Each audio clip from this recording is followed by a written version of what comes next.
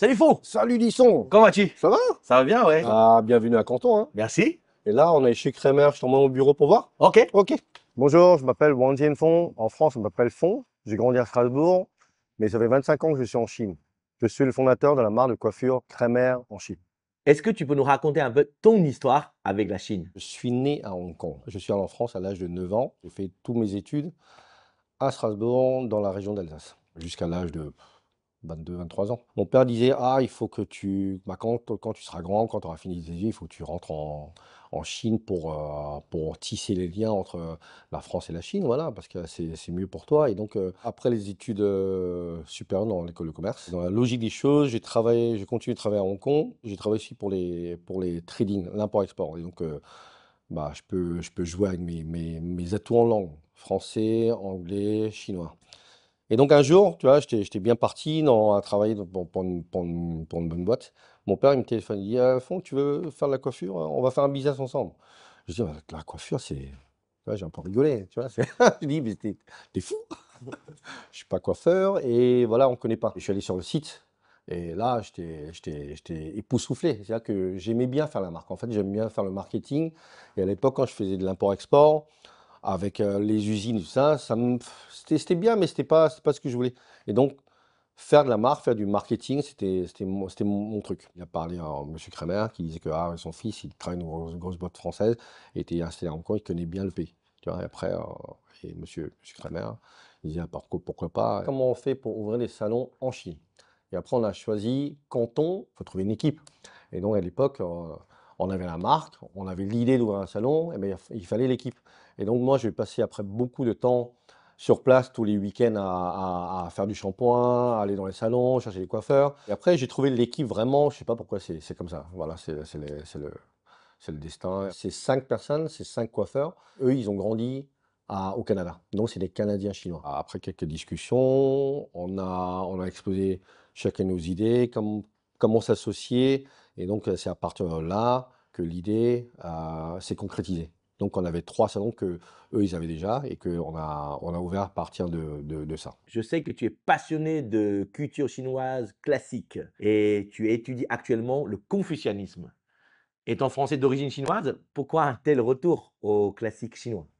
Tu vois, comme un enfant issu de l'immigration, enfin, on est déchiré entre deux cultures et comme beaucoup de monde, on a un problème d'identité. Après, c'est nos recherches qu'on a fait. Et je me suis dit pourquoi je suis là, pourquoi je me suis habitué à être en Chine depuis 20 ans et que beaucoup, ils n'ont pas réussi. Et donc, après, la recherche a fait que moi, ce que moi je suis, c'est mes parents, qu'est-ce qu'ils ont enseigné, qu'est-ce qu'ils ont appris.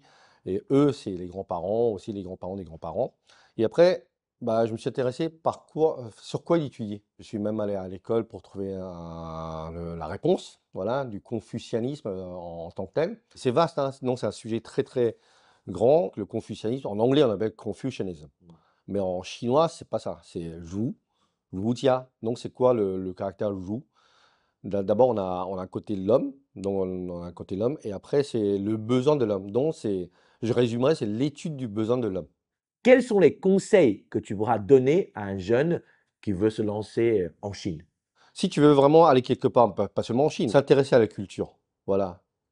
Essayer d'enlever tous ces standards qu'on a appris depuis longtemps, voilà, s'intéresser à la Chine et aimer la Chine, aimer les gens. Tu vois, aimer la culture et s'intéresser à la culture, vraiment y vivre et après comprendre les gens. C'est ça, ça, c'est le truc le plus important. Voilà. Ok, Lisson, je te propose d'aller dans un salon pour voir comment ça se passe. Ça te dit ou pas? Oui, Ok. super. Waouh. Là, on a la salle VIP pour toi, hein. Là, Ah bon? ouais, mais on va D'accord. s'installer. On va s'installer. Ok. Viens. Kramer a explosé en Chine. Mais à contrario, Kramer reste très discret en Europe. Est-ce que tu peux nous expliquer la stratégie de Kramer en Chine et quel est le secret de la réussite de Kramer en Chine? Par rapport à d'autres groupes qui ont essayé de s'installer, enfin, depuis très longtemps, il y a même des très grands groupes que tout le monde connaît. Et nous, on est une PME, une petite PME, je dirais internationale, même si on est présent aujourd'hui dans 11 pays. En Chine, c'est vrai que c'est un endroit, enfin, c'est un pays difficile pour le développement, c'est un marché. C'est un marché assez compliqué. Mais je pense que vraiment au fond du truc, c'est que on est allé, c'est le timing, c'est le temps. On n'a pas rushé, on n'a pas fait trop rapidement. que beaucoup d'autres ont une stratégie de gain, de profit vraiment rapide et après se développer vraiment, je sais pas, en 5-10 ans. Et nous, là, ça fait 20 ans qu'on est là, on a actuellement 70 salons et que tout est géré en propre, c'est-à-dire on n'a pas de franchisé. Et deuxièmement, je pense qu'on passe beaucoup de temps sur l'homme, enfin sur les employés, sur les staffs, pour leur bien-être et après à s'occuper d'eux, tant au niveau technique, bien sûr, mais aussi au niveau mental, c'est-à-dire que comment est-ce qu'ils peuvent réussir dans la vie, passer beaucoup de temps au niveau de la philosophie, de la psychologie des gens. On est dans un positionnement assez haut de gamme et que beaucoup de nos employés n'ont pas fait beaucoup d'études et beaucoup viennent de la campagne. Et donc, c'est ça le gros problème. Donc, c'est ça, je pense que la contradiction de la chose. Parce que si jamais on veut s'installer en Chine avec des marques haut de gamme dans le service, et donc c'est ça la formation du personnel, on passe énormément de temps et je pense que c'est ça le centre de notre stratégie du succès. Donc, comment vois-tu le futur de Kramer en Chine? Quelles sont les prochaines étapes? Moi, je vise assez haut, hein. Je vise carrément que cette marque peut perdurer 100 ans.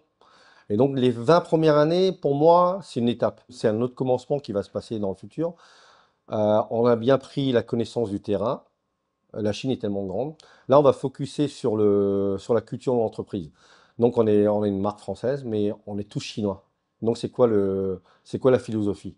Et donc là, on allie un peu la philosophie occidentale et orientale, chinoise et française. Donc, le management un peu à l'occidental, mais avec une philosophie orientale un peu zen. Zen dans le sens où on sait ce qu'on va faire dans le futur. Voilà. Et donc ça, on va vraiment renforcer la culture de l'entreprise. Et quand le moment sera venu, là, on va commencer la franchise. Et donc, tout le monde sait que la Chine est tellement grande. Là, aujourd'hui, on a 70 salons. Mais je pense qu'on pourra atteindre de 300 salons dans les 5 ans à venir. Quand tu passes à Shanghai, tu me fais signe. Pas de problème. Ok? Bah, Merci je te pour ton remercie, accueil. toi. Merci. Ciao. C'est à toi. Salut.